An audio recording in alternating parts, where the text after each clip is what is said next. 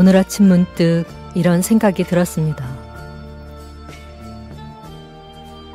타인에게 내 감정을 솔직하게 드러내는 일은 위험한 일이 아닐까?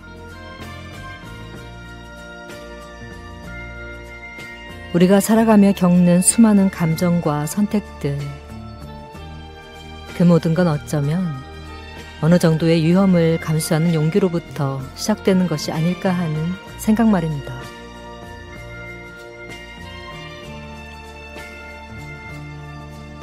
눈물을 흘리면 감상적이라 비웃을까 두렵고, 쉽게 마음을 줬다가 상처받을까 망설여지고, 속내를 표현했다가 진짜 내 민낯이 드러날까 움츠려들기도 하죠.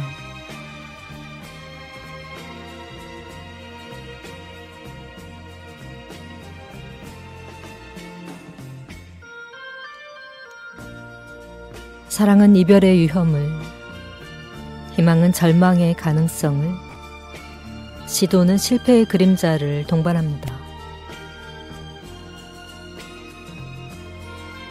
그럼에도 불구하고 우리가 감수해야 할 가장 큰 위험은 바로 아무 위험도 감수하지 않는 것입니다.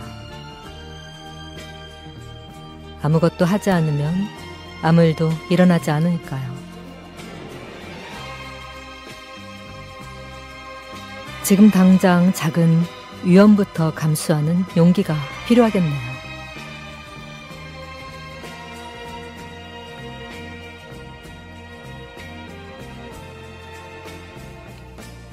오늘 풀치님들은 어떤 작은 위험을 감수하고 계신가요? 그 용기 있는 발걸음을 지니씨가 응원합니다.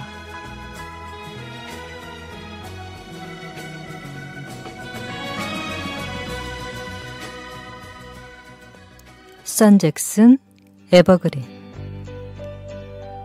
Sometimes love will bloom in the springtime,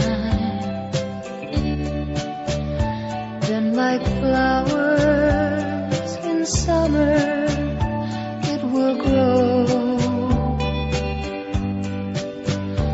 then fade away in the winter when the cold wind begins to blow. But when it's evergreen,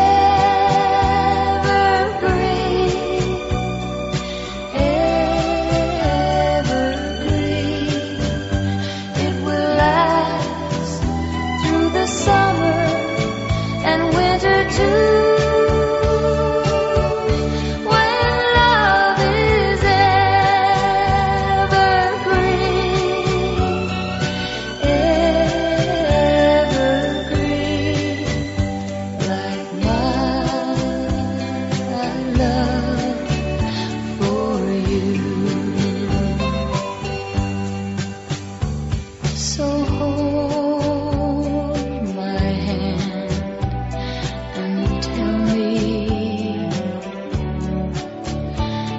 Be mine through laughter and through tears. We'll let the whole world see our love will be evergreen through all the years.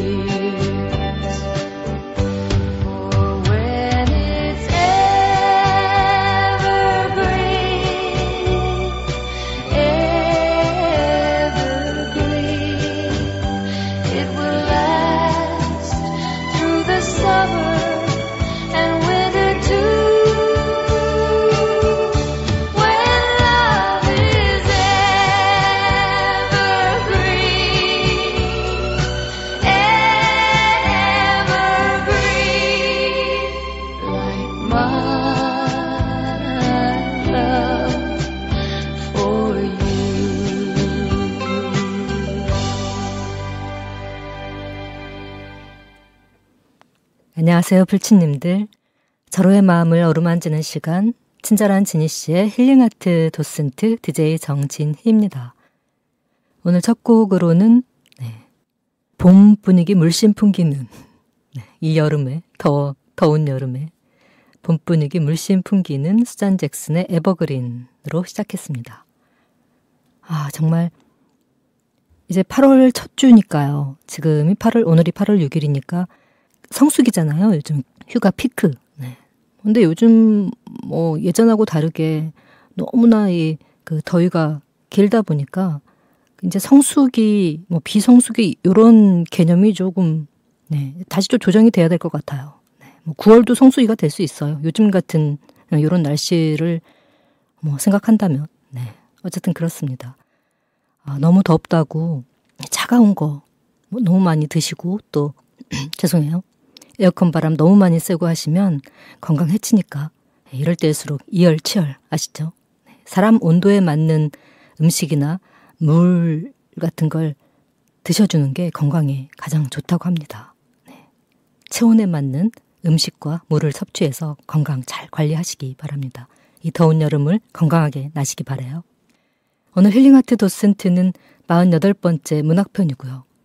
한국 근현대 문학사의 거장이신 우리 조정래 선생님의 삶과 작품 이야기 함께 나눠보겠습니다. 조정래 선생님은 그동안 자신의 작품을 통해 한국 근현대사의 어떤 순환과 저항, 또 민초들의 삶, 현대사회의 사회 문제를 절절하고 절박한 언어로 파헤쳐 왔는데요. 고령의 나이임에도 불구하고 불편한 현실 문제를 회피하지 않고 완성도 높은 문학 작품을 통해 대중이 공감할 수 있는 탁월한 해안과 대안을 제시해오고 있습니다. 여전히 피 끓는 가슴을 안고 있는 한국 근현대 문학사의 거장 조정래 선생님의 삶과 작품 세계로 여러분을 초대합니다.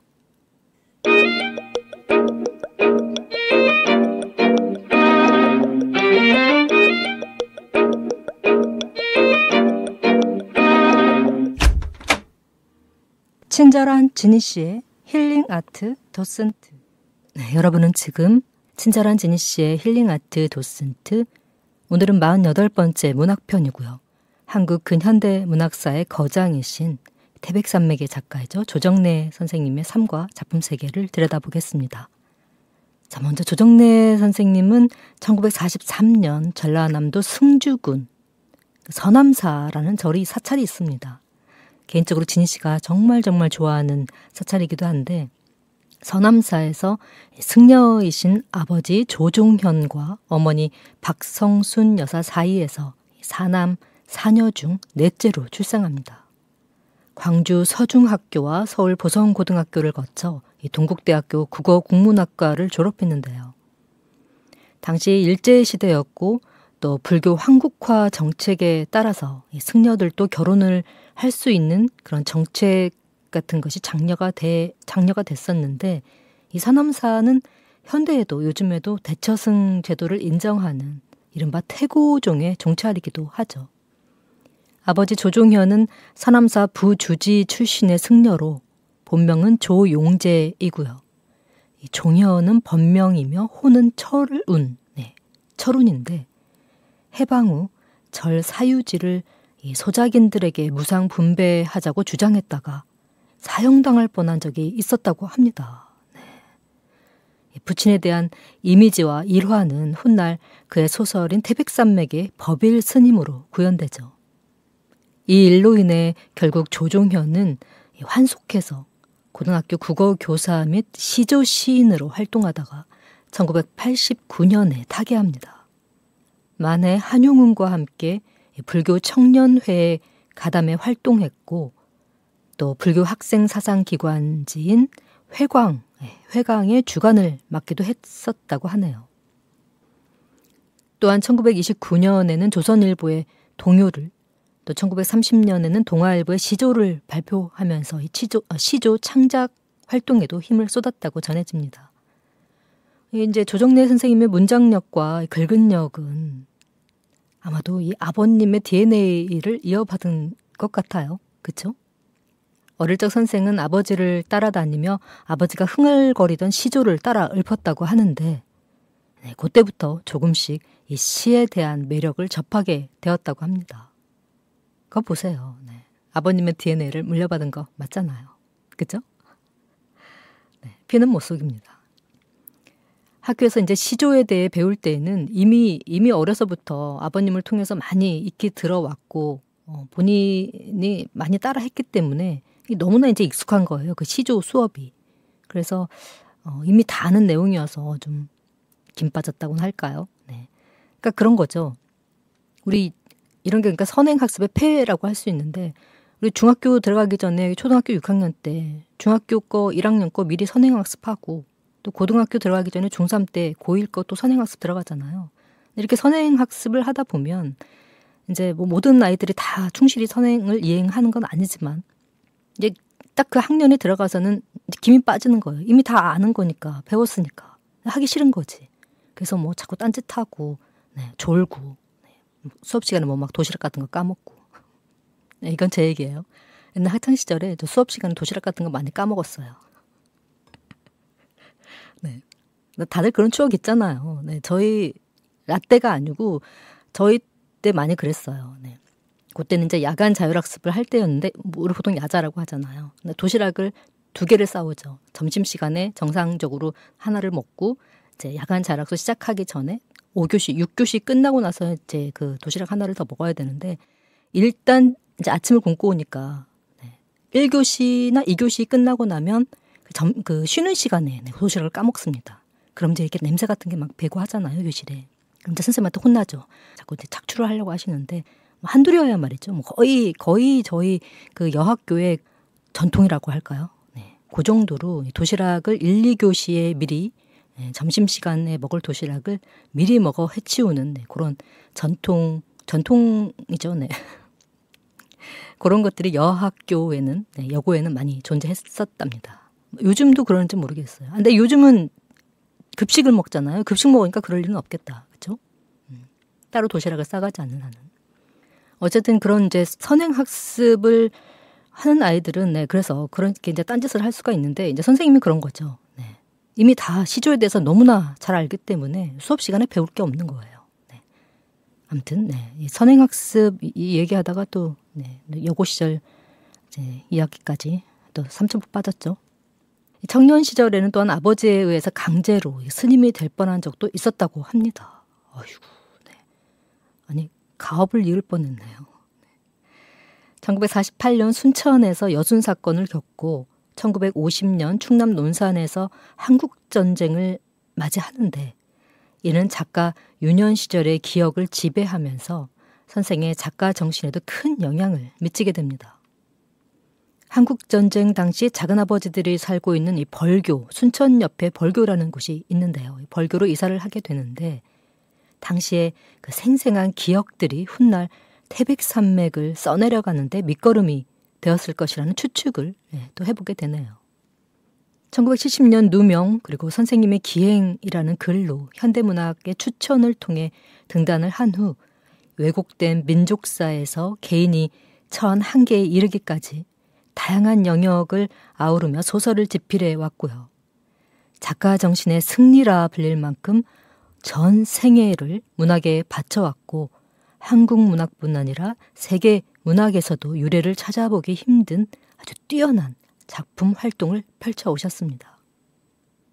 방금 말씀드린 대로 이 작가 정신의 결집체라고 할 수 있는 대하소설 이 세 작품이 있죠.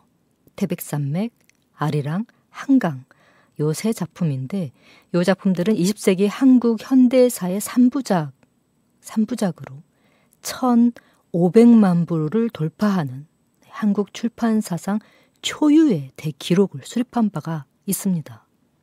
어마무시하죠. 네, 대하소설인데 로맨스 소설 아닙니다. 조정래 선생님의 그 문학은 크게 시기별로 1기, 2기, 3기로 나눠서 구분할 수가 있는데요. 등단 이후부터 1983년까지 황토, 또 유형의 땅 등 사회의식과 역사성이 강한 작품을 발표하던 시기를 일기라고 볼 수가 있겠고요.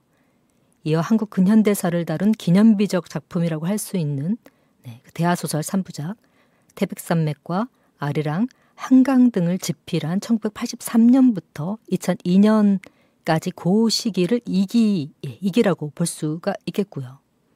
이후 현실 문제를 다룬 인간연습, 허수아비춤, 또 정글만리 등을 발표한 그 최근까지를 3기라고 보면 될 것 같습니다. 대표작으로는 대하소설 3부작인 방금 언급해드린 태백산맥, 아리랑, 한강을 비롯해 장편소설로는 천년의 질문, 풀꽃도 꽃이다, 정글만리, 허수아비춤, 사람의 탈, 인간연습, 또 비탈진 음지, 황토, 불놀이, 대장경 등이 있고요. 중단편 소설집에는 그림자 접목, 외면하는 벽, 유형의 땅, 상실의 풍경, 또 어떤 솔거의 죽음 등이 있습니다.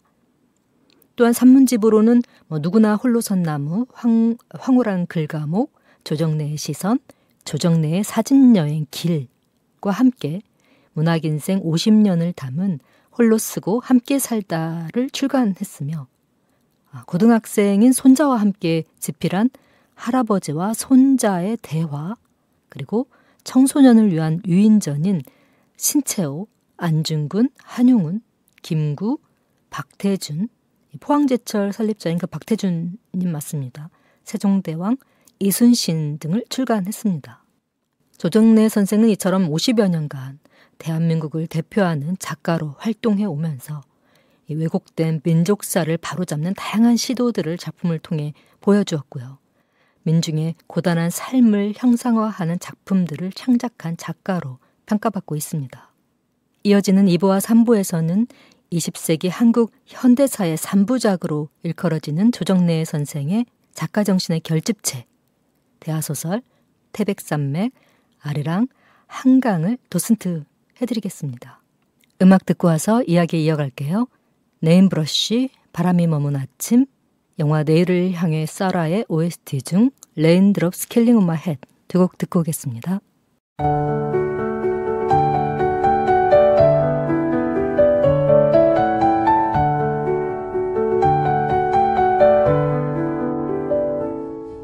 The sun is melting the morning dew. I'm standing here with sky so blue. The world is quiet, it softly hums. The waiting starts as the moment comes.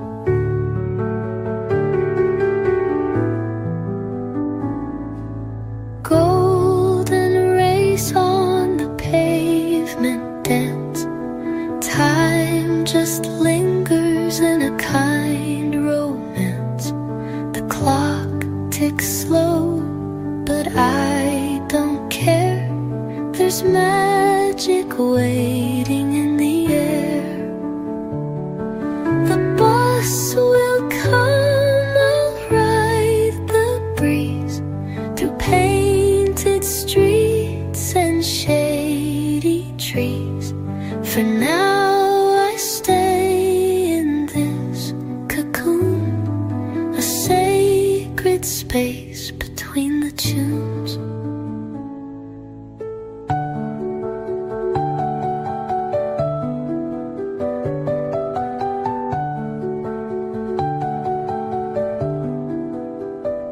I hear a bird, its wings take flight, a whisper carried in soft daylight. It tells me life's not made to rush. Each moment blooms a gentle hush. The world might spin, I'll stay right here in this small world that holds me near. I need no hurry to chase or run. Each breath a promise of what's to come. The bus will come, I'll ride the breeze through painted streets streets and shady trees. For now I stay in this cocoon, a sacred space between the tunes.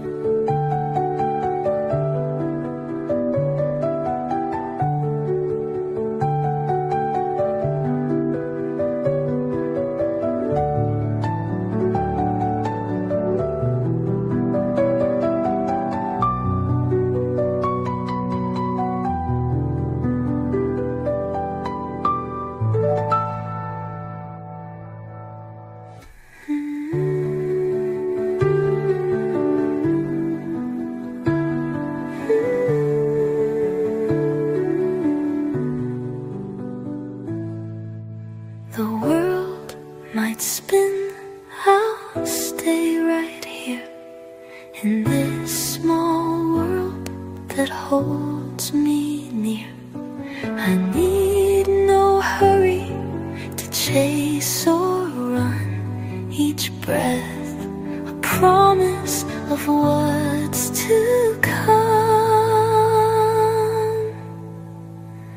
The bus will come, I'll ride the breeze through painted streets and shady trees.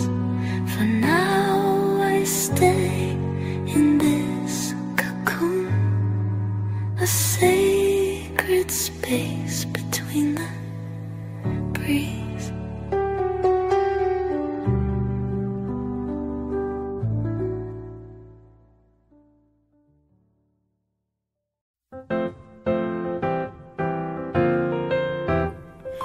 Raindrops keep falling on my head, and just like the guy whose feet are too big for his bed, nothing seems to fit. Those raindrops keep falling on my head, they keep falling. So I just did me some tailing to the sun, and I said I didn't like the way he got things done. Sleeping on the job, those raindrops are falling on my head, they keep falling. But there's one thing I know, the blues they send to meet me won't defeat me. It won't be long till happiness steps up to greet me.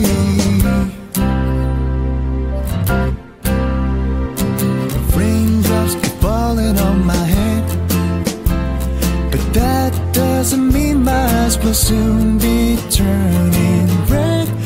Cry is not for me, 'cause I'm never gonna stop the rain by complaining, because I'm free.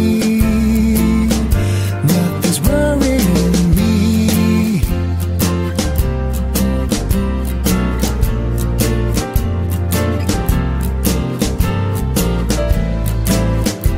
It won't be long till happiness steps up to greet me.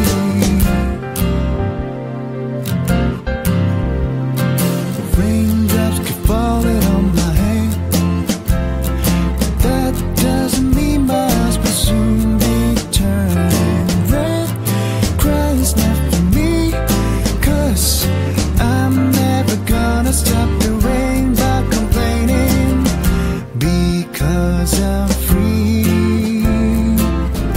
Nothing's worrying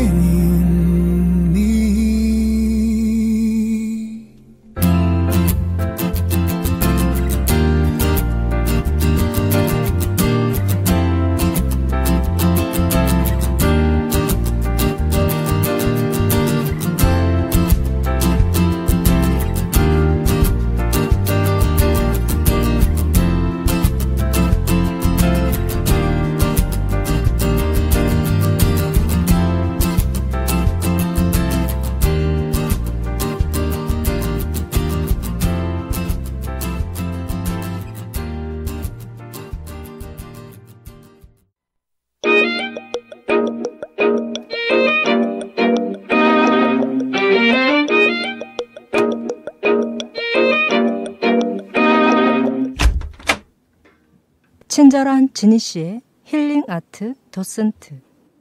네, 여러분은 지금 전주 FM 93.5MHz와 영월 FM 99.1MHz에서 보내드리는 친절한 지니 씨의 힐링 아트 도슨트와 함께하고 계십니다. 오늘은 문학편이고요. 한국 근현대 문학사의 거장이신 작가 조정래 님의 삶과 작품 세계 함께하고 있습니다. 자, 1부 끝머리에서 예고한 것처럼 2부와 3부에서는 우리 20세기 한국 현대사 3부작으로 일컬어지는 조정래 선생의 작가정신의 결집체, 대하소설 태백산맥과 아리랑, 한강 이 세 작품의 줄거리와 관련된 비판이나 논란, 평가, 또 비하인드 스토리까지 심도 있게 도슨트 해드리겠습니다. 자, 먼저 태백산맥입니다. 태백산맥. 이 조정래 선생님이 누구인지 잘 모르는 요즘 우리 어린 학생들도 태백산맥이라는 작품을 아마 모르는 조금만 관심이 있다면, 문학에 조금만 관심이 있다면 굉장히 많이들 알 것 같은 그 정도로 유명한 작품이기도 하죠. 조정래 선생은 1970년대까지 직접 체험한 것을 소설로 써서는 안 된다는 원칙을 가지고 작품을 썼지만 1980년 광주 민주화 운동 직후부터는 그 원칙이 바뀌게 되었고 이는 태백산맥의 지필로 이어지게 됩니다. 1945년 해방 8월, 그러니까 8월 15일 해방 직후부터 1953년 8월 한국전쟁의 휴전까지 격동의 시대를 배경으로 우리 민족의 자주독립과 통일을 염원하는 사람들의 이야기를 그리고 있는데요. 소설의 주 무대는 태백산맥이지만 실제 이야기는 지리산을 중심으로 펼쳐집니다. 10부작 분량의 장대한 대서사시로 1989년부터 1997년까지 무려 8년여에 걸쳐 집필되었고요. 1980년대 최고의 작품이자 또 문제작으로 꼽히며 조정래 작가가 우리의 시대 정신을 담보한 작가로 발돋움하는 계기가 됩니다. 소설은 해방 직후에 한반도의 남단인 이 벌교라는 가상의 공간에서 좌우 이념의 대립 속에 양쪽 모두의 이 폭력성과 오류를 드러내며 좌익 빨치산의 투쟁과 우익 경찰 및 그 군인의 탄압, 그리고 이념과 무관하게 살아가는 민초들의 삶을 아주 입체적으로 그려내면서 민중이 겪는 고통과 분열, 그리고 인간 본연의 존엄을 사유하는데 이 초점이 맞춰져 있습니다. 주요 인물인 염상진, 하대치, 소화, 문순태, 법일스님 등의 서사를 통해서 각자의 신념과 이상, 또 그로 인한 선택과 갈등을 생생하게 묘사하고 있고요. 이 작품이 전하고자 하는 핵심적인 메시지는 바로 이념보다 중요한 것은 인간의 존엄이라는 사실입니다. 조정래 선생은 어느 한쪽을 미화하거나 비판하는 데 머물지 않고 좌우 양 진영의 폭력과 실수를 공정하게 작품에 드러냄으로써 역사에 대한 균형 잡힌 시선을 제공합니다. 하지만 그럼에도 불구하고 태백산맥은 일부 보수 진영으로부터는 좌익을 미화한다라는 이유로 아주 오랫동안 금서 취급을 당하기도 했는데요. 한 지방자치단체의 그 도서관에 이 작품을 비치한 공무원이 이 공직에서 어느 날 갑자기 징계를 받는 아주 어처구니 없는 사건도 있었더랬죠. 요즘도 왜 이런 비슷한 경우들 많이 비일비재하잖아요. 한 아티스트가 아티스트의 어떤 정치적 성향을 이유로 갑자기 예정된 공연을 해당 기관에서 갑자기 취소해버린다던가 하는. 얼마 전에도 그런 일이 있어서 굉장히 사회적인 공분을 사기도 했었는데, 참 이게 시대도 달라지고, 상황도 달라지고, 또 이념도 다른데도 불구하고 이 계속해서 구태의연한 그런 예전에 좋지 않았던 그런 제도나 그런 일들이 계속해서 반복되는 게 참 바람직하지 못한 건데, 이런 것들은 정말 사라져야 할 것들 중에 아주 큰 부분이 아닌가 싶습니다. 이 예술이라는 부분은 정말 순수한 분야잖아요. 네. 그 어떤 정치적 이념이나 이데올로기가 침범해서는 안 되는 그 분야가 바로 이 순수 예술인 뭐 음악이나 뭐 문학이나 이런 예술 계통인데 아티스트들인데 이런 순수 예술에 종사하는 사람들을 어떤 정치적 이념이나 잣대로 이데올로기로 통제하고 이게 가로막는 그런 상황들은 이제는 좀 없어져야 될 시기가 되지 않았나 그런 생각이 듭니다. 그렇게 되었을 때 저는 진정한 민주화가 된 것이다라고 생각을 합니다. 제 개인적인 생각은 그래요. 또 딴소리 했어요. 어디까지 했죠? 공직에 계신 분이 징계받았다는 얘기까지 했죠. 하지만 시간이 흐르면서 태백산맥은 어떤 이념의 관점이 아닌 문학적 또 역사적 가치로 재조명받기 시작했고 오늘날에는 한국 현대문학의 정수로 평가받으며 한국 문학계에 큰 획을 그은 작품으로 인정받고 있습니다.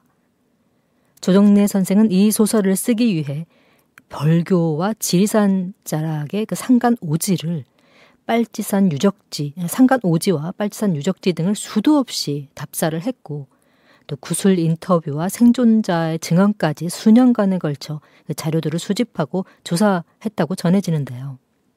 이렇게 치열하고 또 철저한 준비 과정이 있었기에 그 덕분에 작품의 사실성과 진정성은 물론 그 속에 담긴 인물들의 고뇌와 선택, 또 갈등의 깊이, 그 정서가 더욱 입체적으로 그려지지 않았나 싶습니다.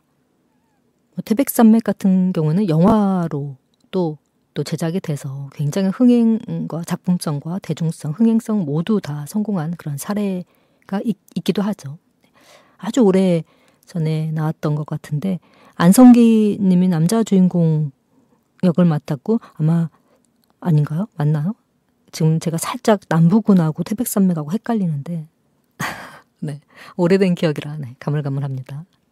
어쨌든 그래요. 문학적으로는 물론 역사 교육 차원에서도 매우 귀중한 자료로 인정받고 있고요. 우리 모두가 반드시 한 번쯤은 마주해야 할 역사의 그림자와 인간의 초상을 담고 있는 우리 문학사의 위대한 이정표, 태백산맥이었습니다. 음악 듣고 3부 이어갈게요. 홍이삭, 내 사랑 내 곁에, 아이유, 네모의 꿈.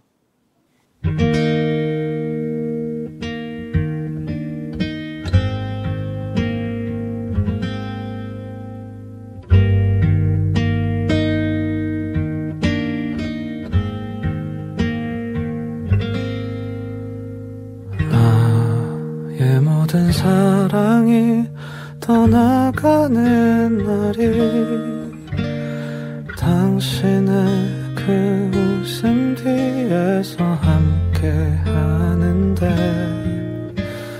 절이 없는 욕심에 그 많은 미련에 당신이 있는 건 아닌지 아니겠지요. 저 여린 가지 사이로 혼자인 날 느낄 때 이렇게 아픈 그대 기억이 날까. 내 사랑 그대 내 곁에 있어줘. 이 세상 하나뿐인 오직 그대만이 힘겨운 날에 너마저 떠나면 비틀거릴 내가 안길 곳에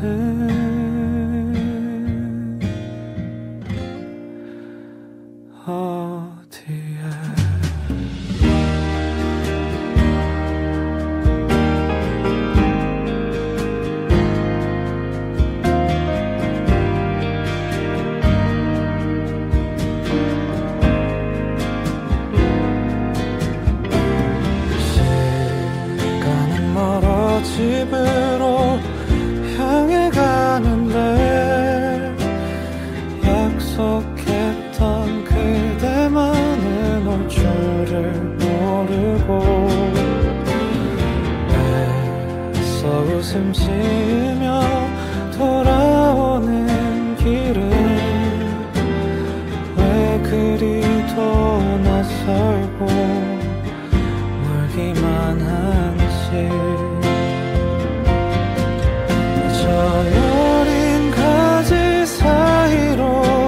혼자인 날 느낄 때 이렇게 아픈 그대 기억이 날까. 내 사랑 그대 내 곁에 있어줘. 이 세상 하나뿐인 오직 그대만이. 힘겨운 날에 너마저 떠나면 비틀거릴 내가 안길 곳은 어디에. 비틀거릴 내가 안길 곳은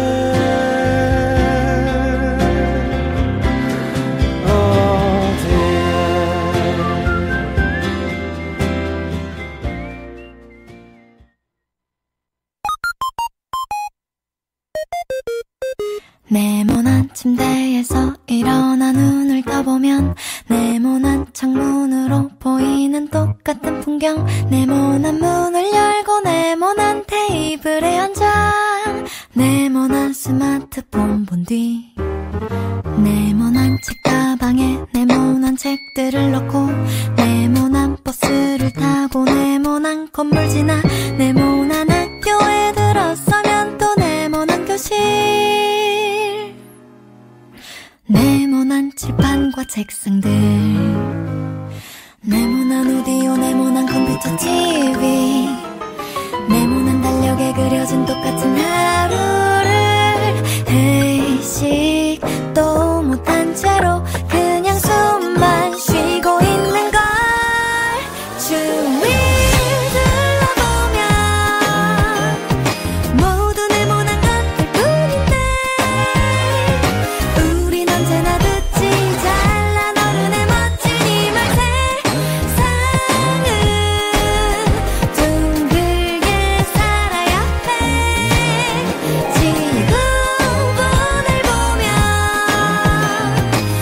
우리 사는 지금 둥근데 부속품들은 왜 다 온통 네모난 건지 몰라.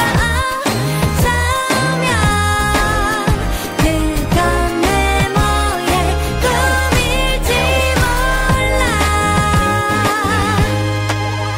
네모난 아버지의 지갑에 네모난 지폐 네모난 팜플렛에 그려진 네모난 학원 네모난 마루에 걸려있는 네모난 액자와 네모난 명함의 이름들 네모난 스피커 위에 놓인 네모난 테이프 네모난 책장에 꽂혀있는 네모난 사전 네모난 서랍 속에 쌓여있는 네모난 편지. 이제 네모가 네, 아이유의 네모의 꿈, 그리고 홍이삭의 내 사랑 내 곁에 두 곡 듣고 왔습니다.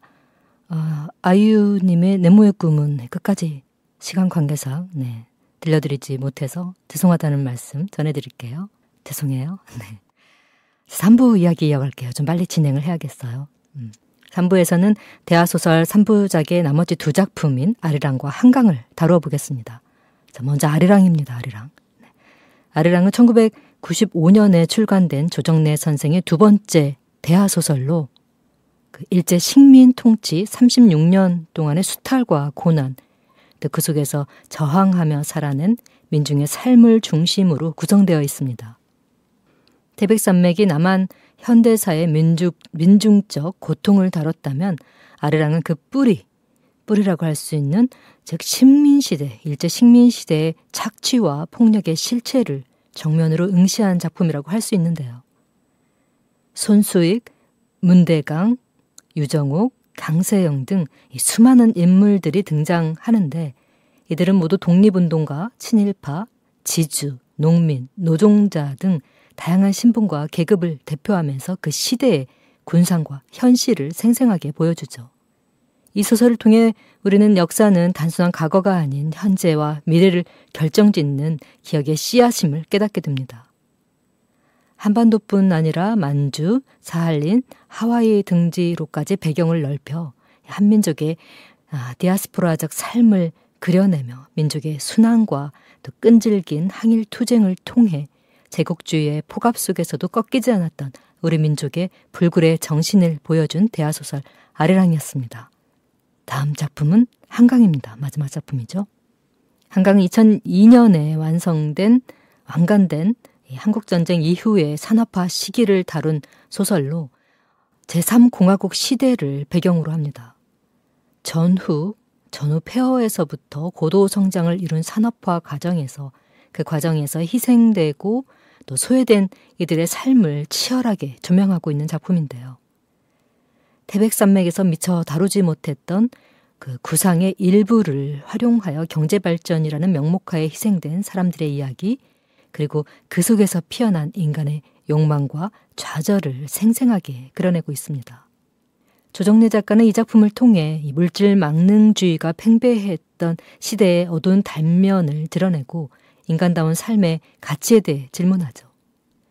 등장인물 중 김갑수, 또 김판석, 김혜영 등은 이 산업 현장의 노동자와 자본가, 정치가, 또 기술자 등으로 등장하는데 각자의 입장에서 한국 경제의 기적과 그 이면의 상황을 적나라하게 보여주고 있습니다. 산업화의 성공 신화만이 아닌 그 과정에서 발생한 부정부패, 권력의 탐욕, 또 사회적 양극화와 생태 파괴 등 오늘날까지 이어지고 있는 문제들을 문학적으로 폭로한 건데요. 특히 개발 논리에 몰려 삶의 터전을 잃은 사람들의 고통, 또 삶과 노동의 의미에 대한 성찰, 그리고 진정한 성장의 의미에 대한 질문은 이 작품을 관통하는 핵심 키워드입니다.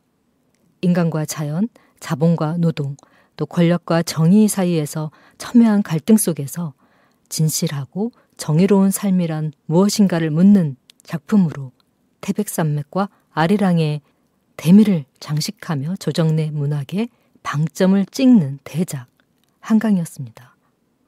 지금까지 도슨트 해드렸던 이 조정래 작가의 대하소설 3부작은 각각 다른 시대를 배경으로 하고 있지만 관통하는 하나의 메시지가 있습니다. 그것은 바로 격동하는 역사 속에서 인간은 어떻게 살아야 하는가에 대한 아주 원론적인 질문인데요.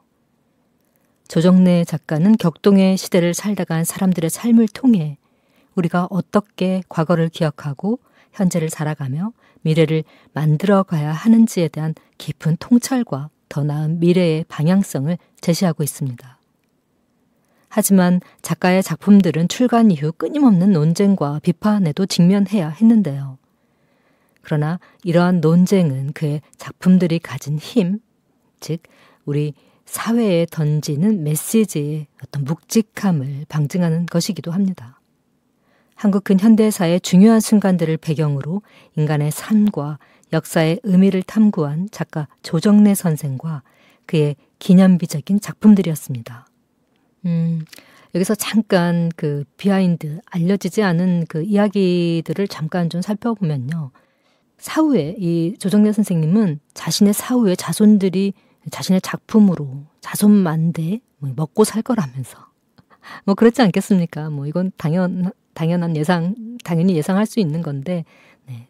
내가 죽더라도 너희는 내 작품으로 자손만대가 떵떵거리면서 살 거야. 그러니까 얘들아, 지금부터 태백산맥을 원고지에다가 일일이 손으로 베껴 써라. 이렇게 명령을 내리셨다고 합니다. 그래서 진짜 그 아들과 며느리가 앉아서 한 달도 넘는 기간 동안 태백산맥을 원고지에다 일일이 손으로 다 필사를 했다고 합니다. 네, 그런 전해지는 또 유명한 일화가 있고요. 네, 또 이걸 또 다 검열을 하셨대요. 선생님께서. 굉장히 꼼꼼하셨나 봐요. 그래서 며느님께서 정말 흐트러짐 없이 손으로 아주 날림으로 쓰지 않고 정자로 깔끔하게 글씨를 써서 칭찬을 했다는 그런 또 재미있는 일화가 또 전해지기도 합니다. 정말 가문의 영광이죠. 네. 요 정도의 수고는 해야 합니다. 감수해야 합니다. 그런가 하면 선생님은 지금까지도 컴퓨터를 쓰지 않고 항상 육필로 손으로 직접 일일이 원고에다 펜으로 글을 쓰신다고 하는데, 그러지 않으면 글에 혼이 담기지 않는 기분이 든다고 해서 그런다고 합니다. 그리고 쓰다가 이제 이렇게 오타가 생기면 그 장은 아예 찢어버리고 새로 쓰신다고 해요. 마치 영혼이 더럽혀진 느낌이라서 그런다고 하시네요. 굉장히 선생님께서 이제 애처가를 너무 공처가로 또 유명하신데 신혼 때부터 두 부부가 집안 형편이 어려워서 맞벌이 교사로 일을 했었다고 합니다. 그러다 보니 당연히 집안일도 서로 반반씩 이제 분배를 해서 하곤 했는데 조정래 선생님께서 가사노동을 거의 도맡아서 하셨다고 해요. 그런 처음부터 그렇게 하셨던 것이 지금까지 이어져서 아직도 본인이 거의 가사 일을 다 독박하신다고 합니다. 또 본인이 쓴 원고의 그 첫 독자 역시 사모님이신데 사모님은 유명한 시인이기도 하셔서 이 선생님의 작품에 대한 지적 사항을 한 번씩 지적할 때마다 100% 선생님께서 수용하는 편이라고 합니다. 2009년 개정교육과정과 2015년, 2022년 개정교육과정 또 해남 에듀 고등학교 문학교과서의 대표 저자로 참여한 바가 있습니다. 네, 대충 여기까지 하면은 거의 선생님에 대한 조정래 선생님에 대한 부분은 완벽하게는 아니지만 제가 준비한 부분들은 좀 전해드린 것 같습니다. 시간이 많이 지체가 되었는데요. 브릿지 음악 생략하고 바로 반편지 이어갈게요.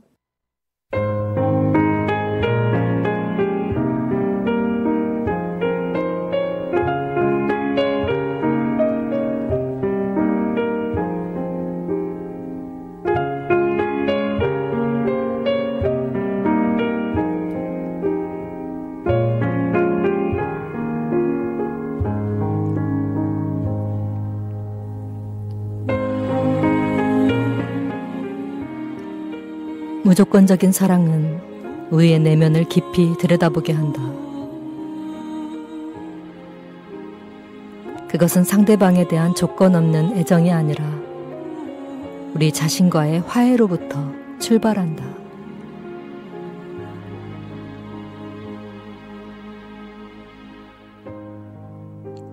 이 과정에서 감정적 초연함은 바로 그 화해의 척도이다.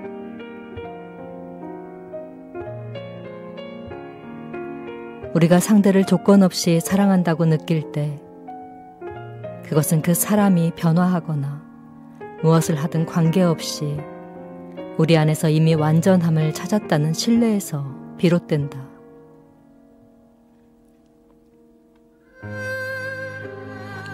이 초연함이란 단순히 무관심이나 무정함이 아니다. 오히려 그것은 자비와 허용의 깊은 지혜를 담고 있다.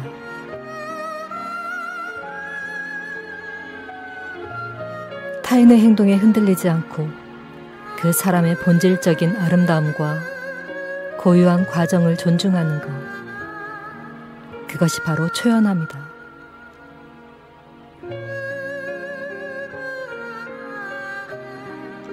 무조건적인 사랑은 타인을 바꾸려 하지 않으며 그가 성장할 수 있는 공간을 열어둔다.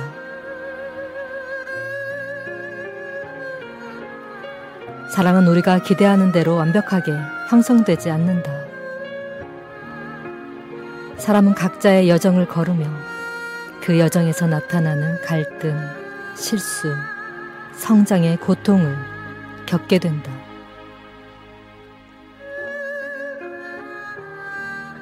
그런 상황에서도 무조건적인 사랑은 저 사람은 이 과정을 통해 더 성장할 것이다 라는 믿음을 갖는 것이다.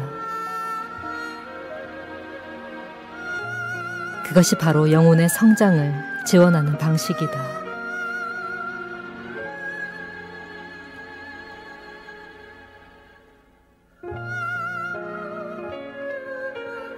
조건 없는 사랑은 방종이 아니라 타인의 자유를 존중하는 것이다. 그 자유는 그가 실수를 하거나 아프더라도 그를 끊임없이 받아들일 준비가 되어 있다는 점에서 자비로워진다.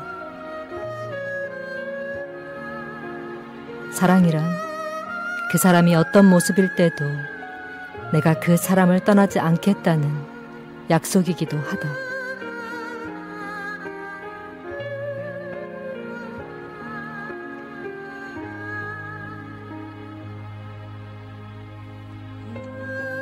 결국 무조건적인 사랑이란 우리가 상대방을 있는 그대로 받아들이고 그들의 여정을 함께할 준비가 되어 있다는 것이다.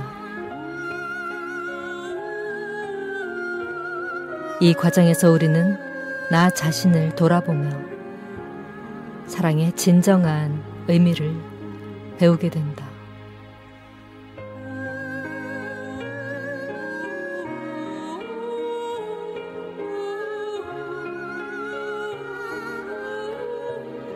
친절한 지니 씨의 반편지였습니다.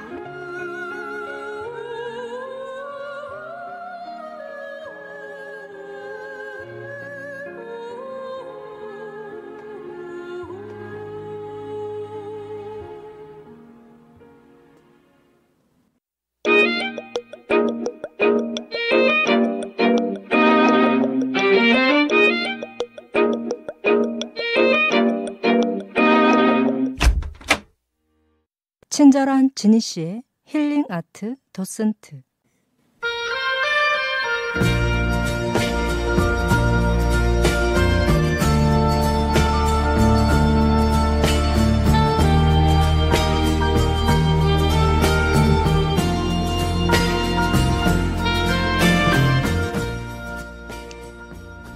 오늘은 한국 근현대 문학사의 거장이신 작가 조정래 선생님의 삶과 문학 세계를 함께 걸어보았습니다.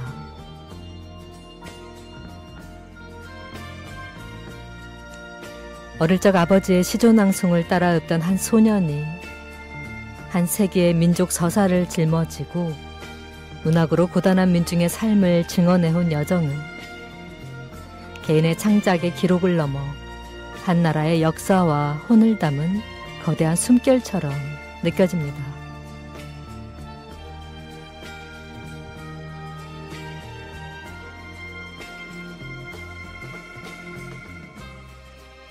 태백산맥을 통해 이념의 비극과 인간의 존엄을, 아리랑을 통해 식민의 압제와 민족의 자존을, 한강을 통해 산업화의 그늘과 인간성의 회복을 성찰케 하는 그의 작품들은 지금 이 시대를 살아가는 우리에게 여전히 유효한 질문을 던지고 있습니다.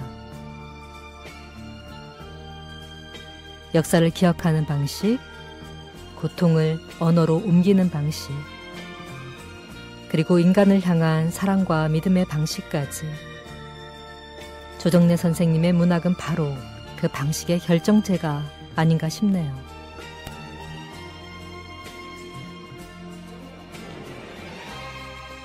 오늘 방송을 통해 그분의 치열한 작가 정신과 문학적 유산을 다시금 되새기게 되셨기를 바라고요. 나는 무엇을 위해 쓰고 말하고 살아가고 있는가? 저 자신에게 질문을 던져봅니다. 지금까지 친절한 지니씨의 힐링아트 도슨트, 저는 DJ 정진이었고요. 다음 시간에 지니씨는 더 유익하고 재미있는 예술 이야기로 또 먼저 와서 기다릴게요. 오늘도 감사합니다. 덕분입니다. 오늘 끝곡입니다. 빛과 소금, 그대에게 띄우는 편지.